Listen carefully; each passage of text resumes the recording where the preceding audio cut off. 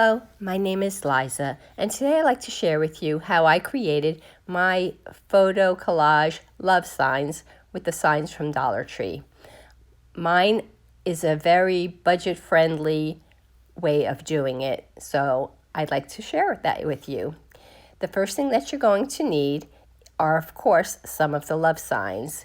Now, you're going to see me flip-flop because I made a few at the same time, so sometimes you're going to see one granddaughter and then sometimes you're going to see another. But I did paint them all with elephant chalk paint because my pictures are black and white, and this way, if there's any spaces, it will be okay. Now, the free program that I mentioned is remove.bg, and basically, it's just a program, not an app, and you upload an image to this program and it will remove the background like it says. So this is my example picture for this video. So I selected a picture, I uploaded it to the program, I just hit the remove background button, and then this is the result. It takes away the entire background, leaving just a cute little flying girl there. I downloaded it into my computer, uploaded it to Word, and I did that for all my pictures. And as you can see, I only have 4 sheets of printer paper, no ink waste and no photo paper waste. Then I cut out all my images and I started placing the largest ones down first. I think that's key.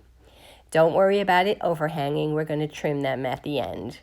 Then just fill in the rest of the spaces with the smaller images, slightly overlapping, which is fine because it is a collage. And then at this point, I use some glue and just dab a little between each picture so that we can attach the pictures. Don't forget, there's no glue yet until this point. We have to take the photo collage off, and here you can see they're all stuck together.